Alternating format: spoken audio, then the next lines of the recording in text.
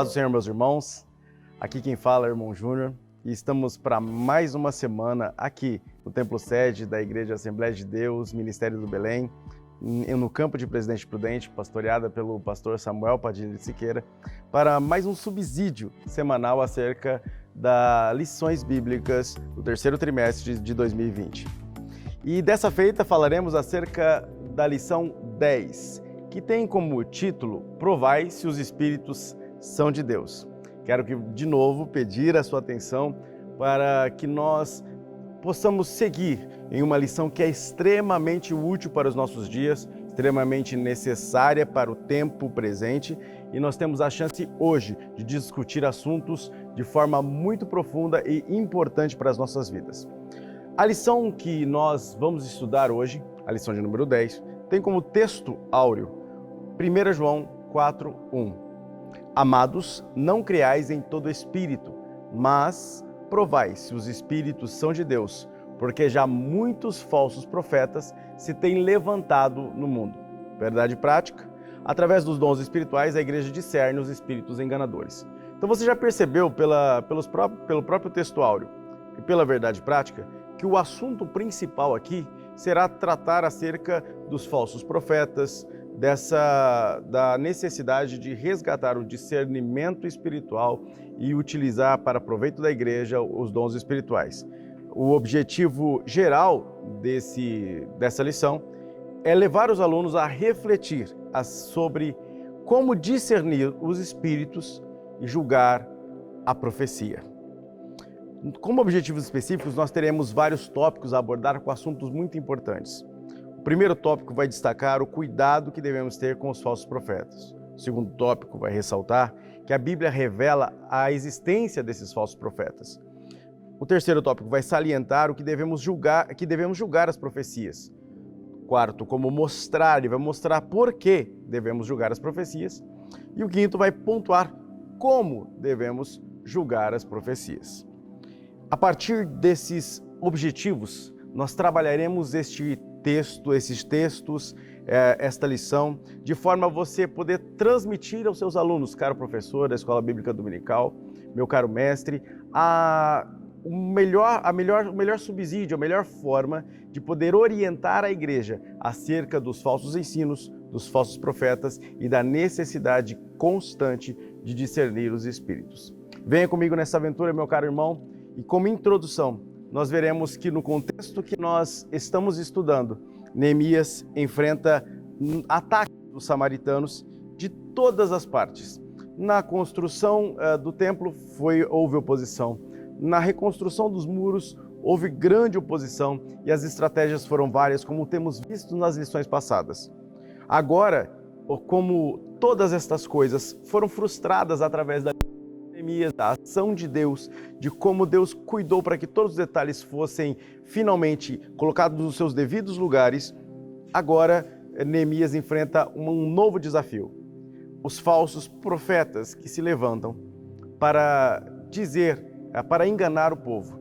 E é sobre esse assunto, com várias coisas a dizer sobre essa falsa profecia, sobre o dom de profecia, que nós começaremos essa lição no tópico 1. O primeiro tópico já é bastante sugestivo. Cuidado com os falsos profetas. O subtópico de número 1, do tópico 1, vai nos falar que os samaritanos observaram que os judeus davam muito valor à palavra dos profetas. E aí é preciso contextualizar isso a você, descrevendo qual era a função do profeta, tanto no Antigo Testamento quanto no Novo, e como essa função se estende até os dias de hoje, já que nós pentecostais acreditamos na contemporaneidade dos dons espirituais, que eles continuam até hoje a subsidiar e ajudar a igreja, auxiliar a igreja, edificar a igreja. Esse primeiro subtópico, a função dos profetas, no Antigo Testamento era basicamente ser a boca de Deus para com o povo. Não havia uma realidade escrita, não havia uma palavra escrita, o cânon do Velho Testamento não havia sido totalmente formado. Então, até que houvesse toda esta palavra escrita que hoje nós carregamos como Bíblia, foi preciso que Deus utilizasse a boca dos profetas. Os profetas, portanto, proferiam a palavra do Senhor. Era essa a função do profeta no Antigo Testamento, proclamar as palavras de Deus. tanto em textos do Êxodo, quanto em Deuteronômio, quanto no primeiro capítulo de Jeremias, nós vemos estas funções sendo exercidas. Os profetas no Antigo Testamento, eles tinham consciência de que eles foram chamados por Deus. Há textos como Isaías 6, Jeremias 1 e Ezequiel capítulos 1 a 3 vão destacar estes pontos. Eles recebiam a mensagem de Deus e sabiam que era distinta dos seus próprios pensamentos. Portanto, você vai ver muito no Antigo Testamento aquela fórmula profética, assim diz o Senhor. É muito comum nos profetas do Antigo Testamento, exatamente pela função de proclamar estritamente aquilo que Deus lhe mandara dizer. Outra coisa importante, dentre os profetas do Antigo Testamento, é a sinceridade com que esses profetas entendiam a mensagem. E muitas vezes nem entendiam a mensagem. Quando um profeta se predispunha a falar aquilo que Deus lhe mandava dizer, muitas vezes aquilo que ele dizia não lhe fazia muito sentido. Talvez fizesse sentido apenas para a pessoa que recebesse. E era importante, e essa sinceridade de coração fazia com que o profeta fosse usado por Deus no Antigo Testamento como verdadeira boca de Deus. No Novo Testamento, nós temos a palavra escrita já.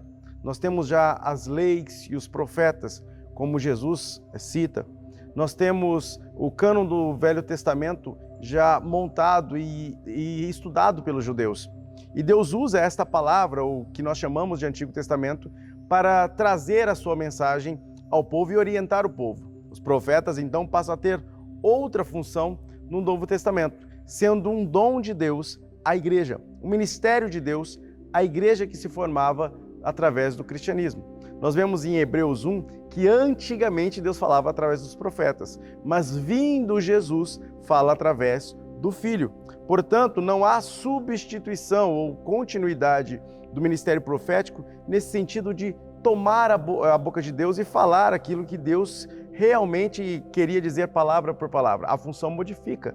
Passa a ser, então, o ministério dado à igreja, um dom dado à igreja para que fosse exercido para a edificação dela.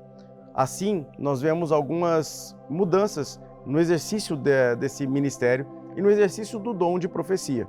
Nós temos Jesus agora, nós temos o Espírito Santo. E ao derramar do Espírito Santo em Atos 2, como nós já vamos discutir isso também no decorrer da lição, nos transformou a todos, dando acesso a todos ao Espírito Santo e a exercer o dom de profecia. Qualquer pessoa hoje, através do derramamento do Espírito Santo, através da ação do Espírito Santo, pode realizar um ato profético ou proferir uma mensagem profética, desde que esteja em comunhão com o Senhor.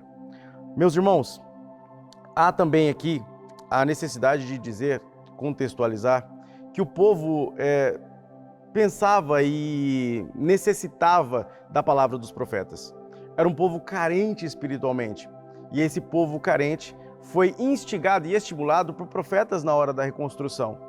Por Ageu e Zacarias, nós já falamos sobre estes profetas em lições anteriores. Eles estimularam o povo depois de 15 anos de inércia do povo em construir, em preocupar-se com a obra de Deus. Estes homens se levantaram como profetas para estimular o povo a construir e a dar valor às coisas de Deus. Hoje nós temos a Bíblia para nos dizer e nos estimular estas coisas. Mas mesmo assim, ainda continua a mesma coisa. O povo, o ser humano, continua sendo ser humano. Ele continua tendo fragilidade emocional, fragilidade espiritual e necessitando que Deus fale diretamente com ele. E muitas vezes essa fragilidade espiritual, essa fragilidade emocional é prato cheio para falsos profetas adentrarem no meio do povo de Deus e enganarem o povo. E é sobre esse engano, essa facilidade de enganar alguém que está frágil emocionalmente e frágil espiritualmente que é importante discutir nessa lição. Lobos, às vezes, entram no aprisco do Senhor buscando as ovelhas para engordar os seus próprios estômagos. É importante que a gente discirna quais são as ovelhas, quais são os lobos. E o Espírito Santo está aqui para nos ajudar nisso. O subtópico 2 desse tópico 1 vai falar que Neemias tinha o dever de examinar essa profecia recebida. Esse dever, irmãos, esse examinar, tem até um verbo próprio em 1 Coríntios 14, quando Paulo fala que deveríamos julgar cuidadosamente o que foi dito. 1 Coríntios 14, 29 a 38, vai trazer esse contexto e vai falar que a palavra utilizada aí para examinar é diakrino no grego, que significa colocar literalmente como se fosse uma lupa, examinar ponto a ponto, aceitar aquilo que é útil, recusar aquilo que é inútil, fazer um exame cuidadoso, como se fosse um exame laboratorial naquilo que estava sendo proferido através do profeta, a profecia que havia sido lançada. Portanto, a indicação no Novo Testamento é de que nós examinemos o profeta e a profecia. Então tenha muito cuidado, porque esses falsos profetas adentram a casa de Deus, adentram o aprisco do Senhor, utilizando das mais diversas formas para enganar o povo. Se você olhar comigo para hoje, para o tempo de hoje, você vai ver muito misticismo. Quando alguém chega numa igreja, eu vou falar no contexto pentecostal, mas isso está em todos os lugares, tá? Em todos os lugares. Muitas vezes um profeta, um pregador chega em uma igreja e aí começa a profetizar. Vou colocar aqui uma aspas nesse profetizar para você que entenda que não é uma profecia verdadeira. E este homem utiliza recursos para enganar o povo. Um falso profeta, ele coloca a mão na cabeça de alguém, por exemplo, e diz mensagens genéricas. Por exemplo, aponta para um lado da igreja e diz: aqui há 10 pessoas que sofrem com problemas de dor de cabeça. No meu lado esquerdo existem 2 pessoas, mulheres, que sofrem com dores de coluna há vários dias. Vem aqui que Deus vai curar vocês. Eu não estou dizendo que não haja realmente o dom que possa mostrar uma pessoa que esteja passando por uma enfermidade e seja curada através de uma oração. Não é isso que estou dizendo. Estou dizendo que o ardil do falso profeta, muitas vezes, é utilizar essa generalidade. Claro, num ambiente em que mais de 100 pessoas se reúnem, haverá alguém que sofra de dores de cabeça recorrentes, dores nas costas, principalmente mulheres, donas de casa, que passam o dia inteiro a cuidar dos seus lares, que sofra com problemas de ordem financeira ou mesmo de ordem no fórum, com problemas de papéis a saírem. Então esses tipos de recursos com mensagens genéricas são muito utilizadas por falsos profetas para enganar o povo, e é preciso que a igreja esteja atenta. É preciso que o Espírito Santo esteja agindo livremente no meio do povo de Deus para ajudar a discernir estes espíritos e a provar se a profecia vem ou não de Deus e se o profeta é de Deus ou não. Por isso, muito cuidado com esses ardis.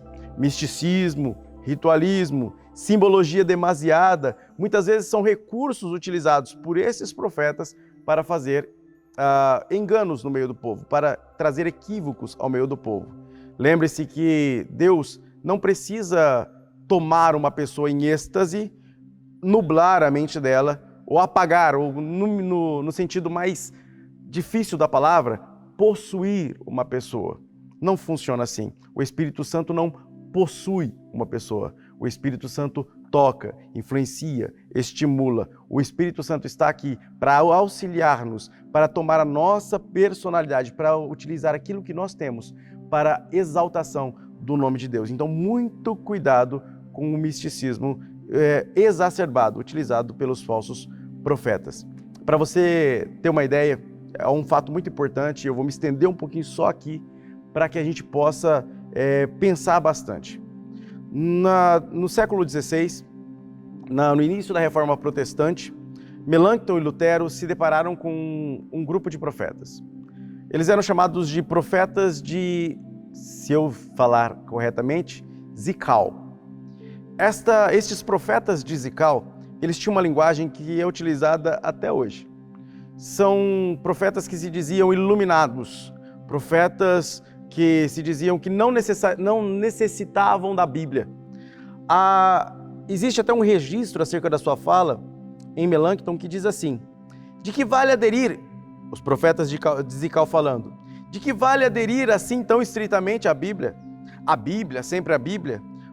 Poderá a Bíblia nos fazer sermão? Será suficiente para a nossa instrução? Se Deus tivesse intencionado ensinar-nos por meio de um livro, não nos teria mandado do céu uma Bíblia? Somente pelo Espírito é que podemos ser iluminados. O próprio Deus fala dentro de nós. Deus em pessoa nos revela aquilo que devemos fazer e aquilo que devemos pregar. essa mensagem que foi proferida no século XVI parece com alguma mensagem que você já ouviu aqui no século XX?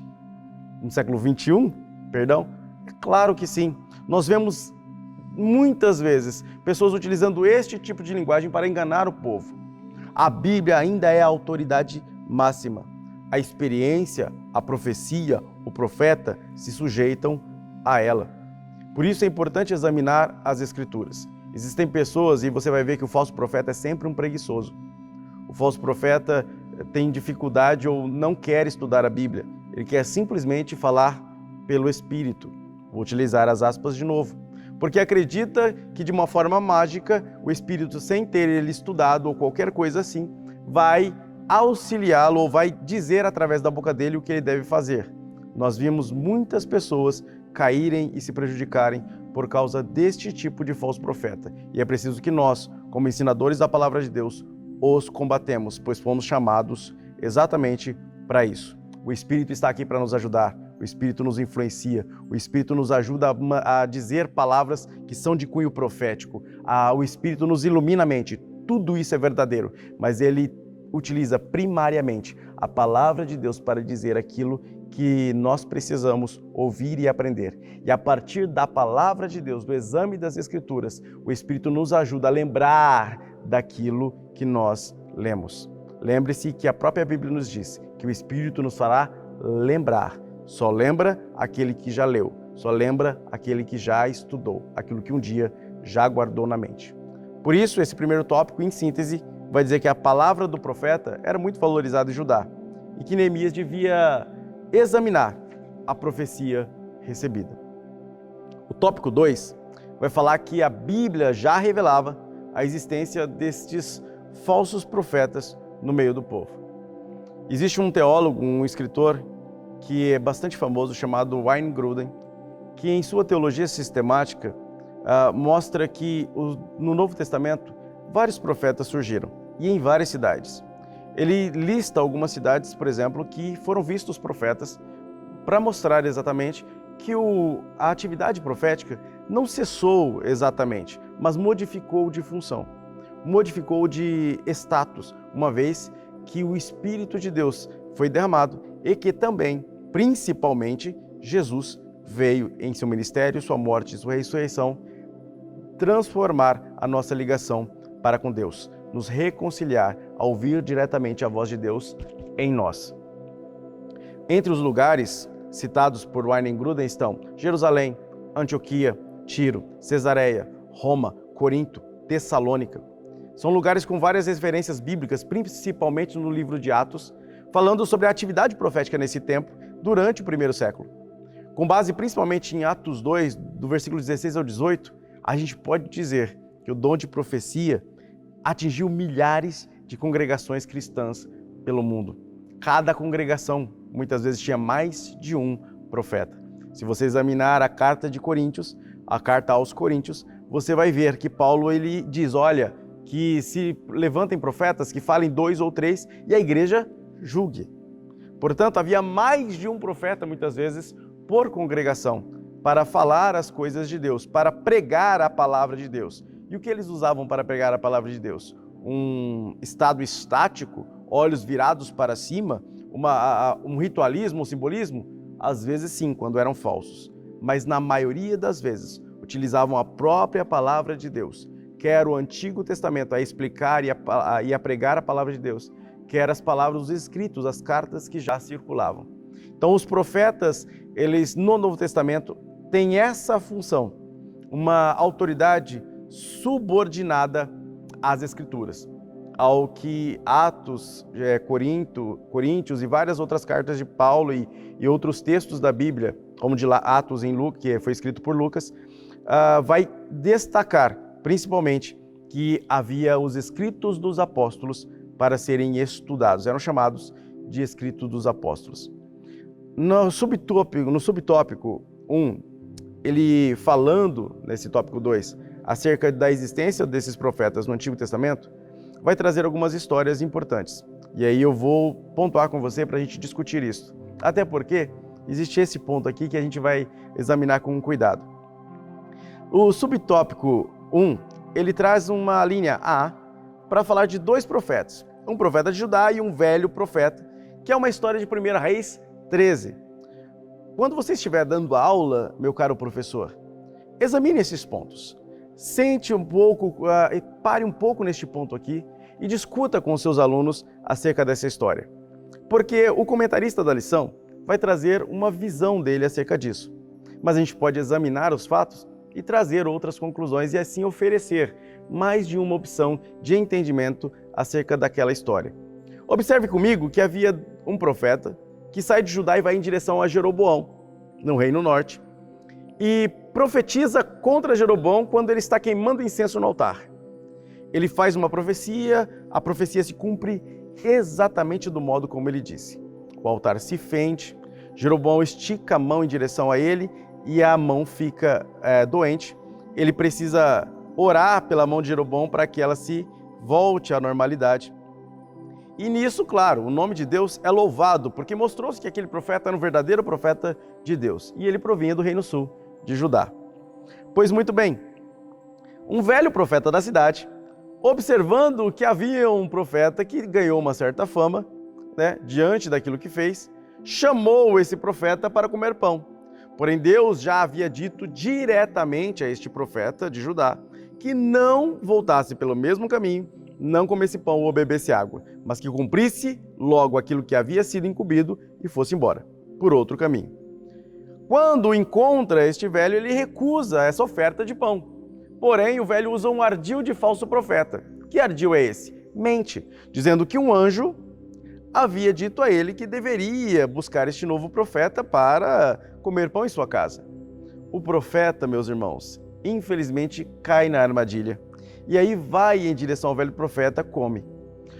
O Espírito usa o próprio velho profeta enganador e profere um castigo sobre aquele jovem, sobre aquele profeta de Judá, aquele homem de Deus. E diz a ele, olha, você me desobedeceu, por isso você não será enterrado no sepulcro dos seus pais. Aquele homem morre no caminho de volta, comido por leões.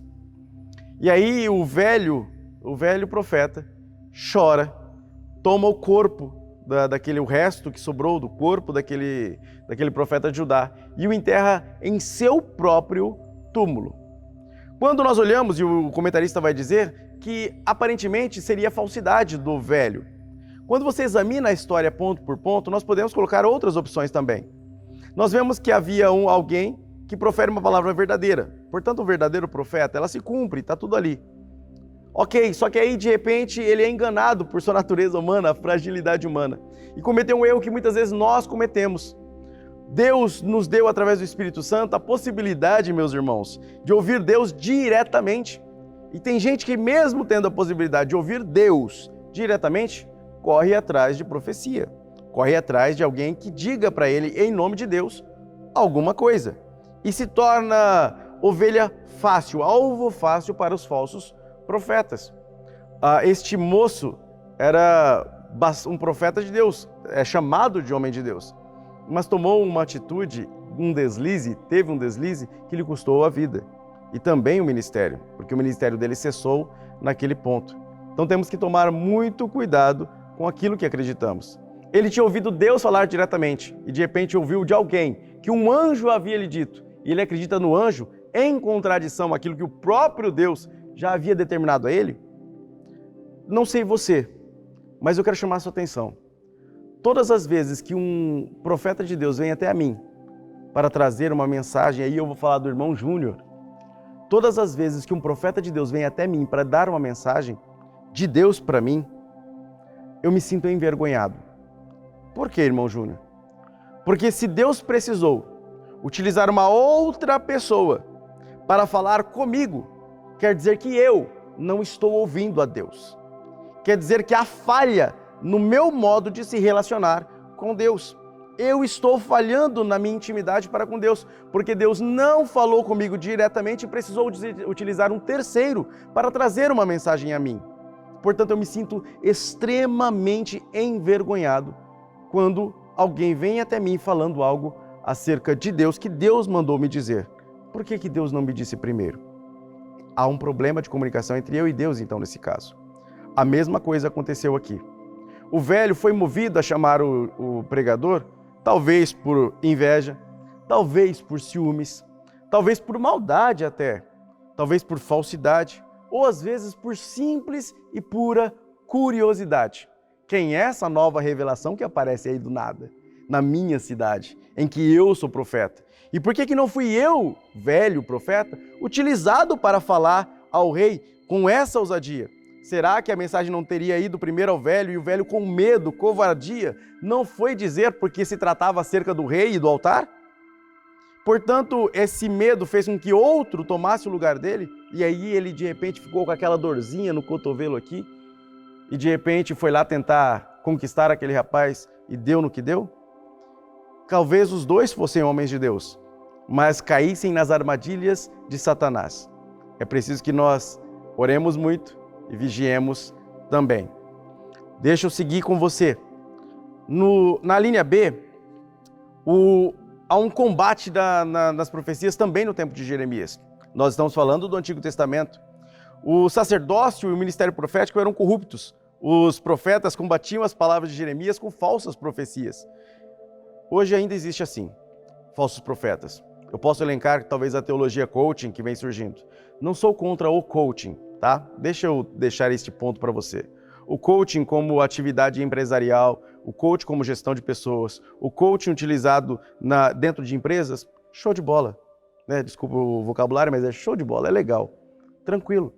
Porém, dentro do púlpito não cabe. A mesma coisa acontece com a psicologia, por exemplo. É ótimo nos consultórios, tenho vários amigos pastores, psicólogos e louvo a Deus pela vida deles. Mas é ótimo que a psicologia fique restrita aos consultórios. Psicologia não cabe nos púlpitos. E coaching também não. Por isso é importante que as coisas estejam nos seus devidos lugares. Nós nos púlpitos não ensinamos Freud, Adler, Lacan ou Jung. Não. No púlpito nós ensinamos Paulo, Jesus, os discípulos, o Antigo e o Novo Testamento. Não cabe estes homens que foram gênios da psicologia nos púlpitos das igrejas. Nada contra a psicologia, mas ela não tem lugar nos púlpitos onde deve ser proferida a palavra de Deus. Cada coisa deve estar no seu lugar. E muitas vezes faz parte das características dos falsos profetas fazer esta mistura de misticismo, de simbolismo, de outras artes no meio da palavra de Deus, misturando para tentar atrair os ouvidos e o coração do povo. A linha C vai dizer exatamente que havia diferença entre os profetas do rei e os profetas do Senhor. Que tipo de profeta você é? Faça essa pergunta para os seus alunos. Você é o profeta do rei ou você é o profeta do Senhor? Quando Josafá ele vai até Acabe, ele diz assim, olha, eu ouvi os profetas de Acabe, mas não há aqui algum profeta do Senhor? E é preciso, e aí acharam a Micaías nesta procura. Ele era profeta do Senhor.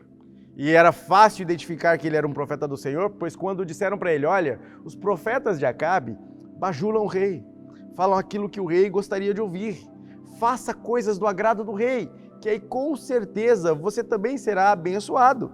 Porém, Micaías foi seco ao dizer, ele era profeta do Senhor, direi apenas aquilo que o Senhor disser me mandar dizer. 1 Reis 22 vai ter este texto e esta história para você acompanhar. Portanto, é importante que nós sejamos verdadeiros profetas do Senhor. Não somos os profetas do povo, não somos os profetas do rei, somos os profetas do Senhor. Na linha D, vai falar que os verdadeiros profetas combatem os falsos profetas. É um tanto até óbvio isso. Por quê? Porque nós temos que escolher um lado. Não dá para ficar em cima do muro. O muro pertence ao diabo. Portanto, jamais fiquemos em cima do muro. A gente tem que escolher um lado, tem que se posicionar. De que lado você está? Jeremias, Ezequiel, que eram profetas do Senhor, ou dos lados dos profetas de Acabe, que apenas massageavam o ego do povo e agradavam ao rei?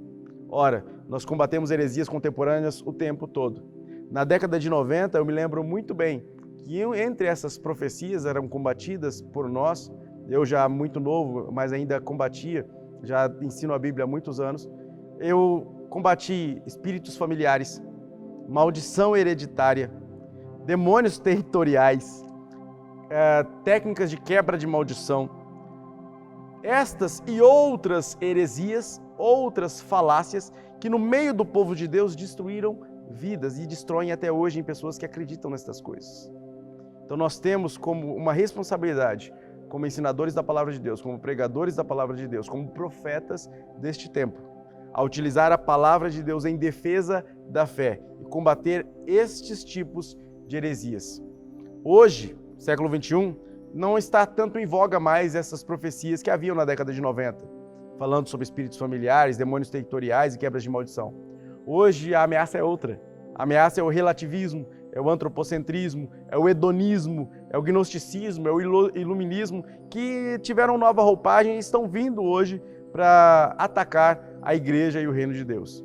No Novo Testamento, essa pinça vai pegar o hedonismo.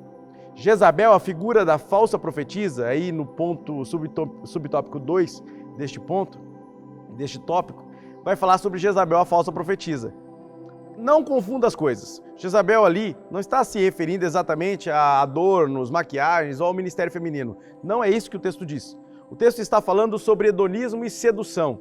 A falsa profetisa adentrava a igreja para seduzir, para prostituir o povo.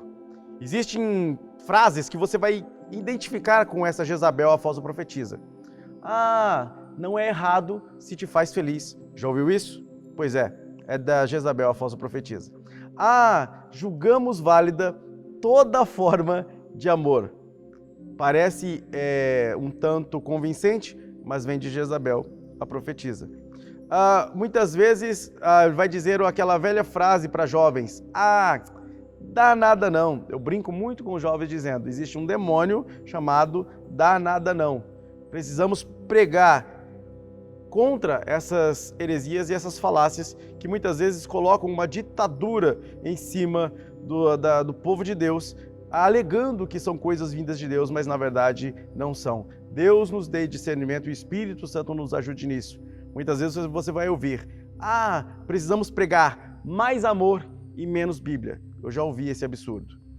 Precisamos pregar mais amor e menos Bíblia. Uma coisa não se diferencia da outra. Quando você prega a Bíblia, logicamente você vai pregar sobre amor. Elas estão entrelaçadas. No Novo Testamento, a linha B também vai falar sobre o espírito do anticristo. Falsos profetas se levantam de forma convincente, inteligente, iluminados. São pessoas de um carisma muito grande. E muitas vezes, se eu citar alguns nomes, não vou fazer isso, mas se eu citar alguns nomes, você vai ficar bravo comigo. Vai dizer: é impossível, aquele lá é um homem de Deus.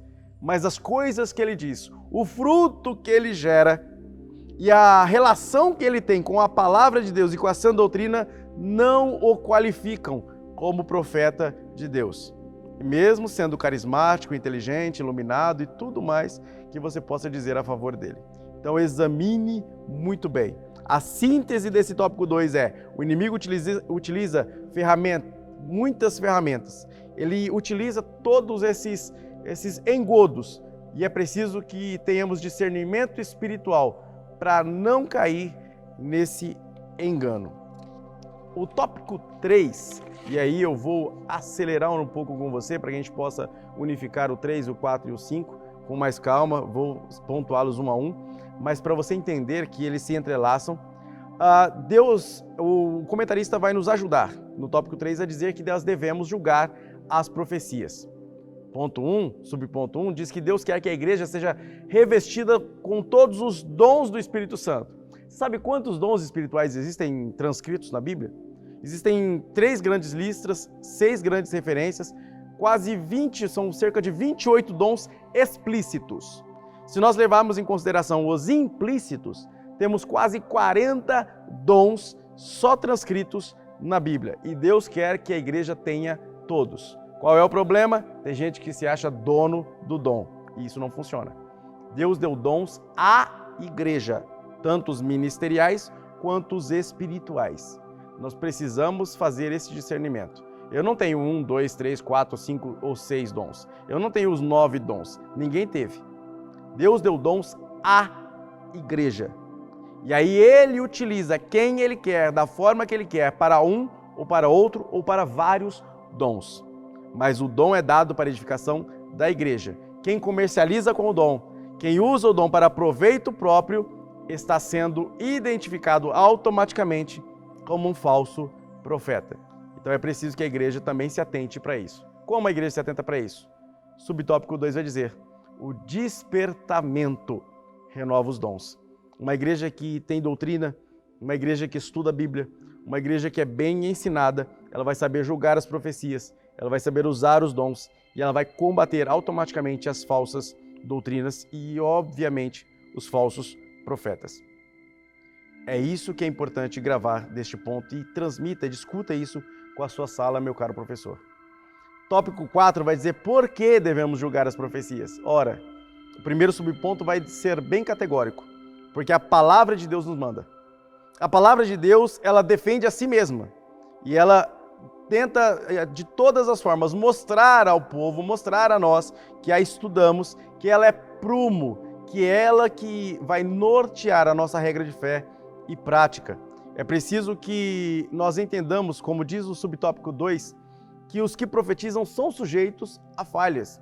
São seres humanos, não são seres celestiais. São feitos de carne e osso, sofrem, sangram, como eu e você, se deprimem, como eu e você, se entristecem, como eu e você, regozijam, como eu e você. Todos esses profetas de Deus utilizados por Deus também são humanos e são possíveis de errar. Também é preciso que nós entendamos que precisamos, por causa disso, examinar cada vez com mais cuidado. O subponto 3, o subtópico 3, vai dizer: porque pode haver conhecimento prévio dos fatos. Na era digital, então, meus irmãos, hoje em dia, o que há de engodo de pessoas que vão até a internet, buscam no Facebook da igreja, no Facebook de irmãos em particular, nas mídias sociais, e depois, ao pregar, fazem referências indiretas como se fossem profecia, é um absurdo. Aí você me diz: Júnior, isso acontece? Infelizmente, meu irmão. E é por isso que nós, como ensinadores da palavra, como crentes em Deus, devemos buscar a ajuda do Espírito Santo para identificar. Nunca, em nenhum período, em todo o período da igreja, foi tão necessário o dom de discernimento de espíritos como hoje. Muitas vezes os recursos utilizados é de linguagem corporal. Muitas vezes o modo como uma pessoa se comporta devido àquilo que é dito pelo pregador, aquilo que é dito pelo falso profeta, o induz a continuar naquele assunto. E essa facilidade de leitura de sinais não verbais, de modo a enxergar a estrutura daquilo que a pessoa está passando, vai identificando por sugestão os problemas daquela pessoa, os problemas daquela igreja. E aí, meus irmãos, são ciladas de Satanás para enredar o povo em engano. Devemos tomar cuidado. Da mesma forma, o profeta muitas vezes pode ser influenciado pela amizade que tem com a pessoa. E muitas vezes estica demais a profecia. Deus disse: vai até aqui. Mas como ele conhece a pessoa, ele estica um pouquinho mais. E muitas vezes se esticar um pouquinho mais pode ser prejudicial àquilo que Deus vai transmitir à pessoa. Tenhamos esse cuidado e esse discernimento e a nossa vida em sujeição à palavra e a Deus. No subponto 4, o profeta pode ser profeta do diabo e não de Deus. Esse é o maior dos riscos. Muitas vezes o diabo, imitando a Deus, elenca os seus próprios profetas. Os profetas de Satanás muitas vezes vão agir com muito carisma, vão agir com falsidade e vão trazer prejuízo à igreja e ao reino. Paulo cita muito isso também, sobre o perigo dessas pessoas que se aproximam para proveito próprio e acabam se utilizando muitas vezes da sua capacidade oratória, até do conhecimento ou da decora do texto bíblico para fazer e enganar o povo. É preciso que nós tenhamos intimidade com Deus e discernimento do Espírito para saber discernir quando é de Deus e quando é do diabo. E é por isso que aí entra um ponto que eu queria finalizar com você. O tópico 5. Como devemos julgar as profecias? Examinando as Escrituras. Ela é a nossa lupa, é o nosso manual de regra de fé e prática. O profeta, o falso profeta, ele contradiz as Escrituras na hora de dar a profecia. Ele contradiz aquilo que a palavra de Deus diz. Isso pode nos identificar claramente que não vem de Deus. Lembremos que todas as falsas profecias iam contra aquilo que Deus já havia dito anteriormente, como na história do profeta de Judá e do velho profeta que nós acabamos de falar. É preciso haver discernimento espiritual. O subtópico 2 do tópico 5 vai falar exatamente isso. Tenhamos discernimento, precisamos cuidar disso. O subtópico 3 vai falar de uma coisa que eu vou encerrar com essa história. A profecia, ela se conhece pelo seu sabor, pelo seu sotaque. O neurologista Leandro Teles conta que a criança, no ventre da mãe, já ouve a voz do pai e já sabe distinguir a voz do pai. Ela sabe distinguir as várias vozes que a cercam no campo externo, principalmente a partir do 5º mês de gestação. Então é muito importante que você, pai e mãe aí, converse com o barrigão, com o menininho, com a menininha que está aí, para poder já identificar as vozes. Eu, particularmente, cantava para o meu filho mais velho. Ele, dentro da barriga da mãe, muitas vezes ele agitava, as mães agora vão se identificar comigo, né? Colocava as perninhas ali perto da costela da mãe, empurrava e a mãe gritava de dor por causa disso. Ia lá o pai, colocava a mão na barriga da mamãe e começava a cantar para o bebê. No meio da madrugada, muitas vezes, eu cantava para o meu filho, enquanto a minha esposa sentia dores por causa desse empurrar das costelas. E aí, meus irmãos, o bebê acalmava, porque o bebê reconhecia a voz do pai. Eu vou usar essa história para dizer para você: ouça e reconheça a voz do pai também. Deus, quando fala, o filho ouve. O verdadeiro filho vai reconhecer a voz do pai. É preciso que tenhamos o discernimento do Espírito, para que quando a profecia venha de Deus, a gente já saiba que tem que baixar a cabeça, tirar o orgulho do coração, se submeter, ajoelhar se preciso, deixar a lágrima rolar, porque a gente sabe que é o Pai que está falando. Esse discernimento está nisso. A gente precisa ter intimidade com Deus para reconhecer a voz do Pai quando Ele falar. O comentarista vai dizer que a gente vai distinguir o que é estranho e o que é do Pai. E aí eu vou deixar de curiosidade para você, meu caro professor, para te incentivar a estudar. Procure a diferença entre Shibboleth e Siboleth, mencionada aqui pelo comentarista. Você vai ver que o Shi do hebraico, tanto e o Si diferenciam-se por um pequeno ponto colocado na haste diferente da letra hebraica. Chama-se Dagesh. Este ponto, modificado de lugar, muda também a letra, muda a pronúncia da palavra e fez com que diversos, milhares de efraimitas morressem por causa disso. Estrangeiros por causa do modo de falar, identificados pelo modo de falar. Portanto, usa aí essa curiosidade, vai investigar você, meu caro professor, para trazer coisas legais aí para a sua aula e poderem discutir acerca disso. Encerrando então, nós temos na conclusão o destaque do comentarista. Profecias provadas é igual a dons conservados. Profecias provadas é igual a profetas corrigidos, doutrinados e que são verdadeiramente instrumentos úteis à obra de Deus. Por fim, profecias provadas é igual a recebimento de bênçãos de Deus. Essas bênçãos que foram prometidas através dessas profecias. Muitas vezes alguém vai se levantar no meio da igreja para dizer uma profecia à igreja. E aí Deus vai fazer isso, Deus vai usar isso. Muitas vezes Deus vai usar em profecia alguém para trazer uma missão específica a uma determinada pessoa. Isso precisa ser dito em público. Deus vai fazer isso, eu creio nisso. Porém, nós precisamos examinar, como 1 Coríntios 14 já nos identifica, tudo que vem. Vamos examinar, colocar no diacrino, examinar laboratorialmente cada ponto. Aceitar o que é útil, recusar o que é inútil e prosperar na obra de Deus. Amém, meus irmãos? Encerro aqui agradecendo a sua atenção e continue conosco.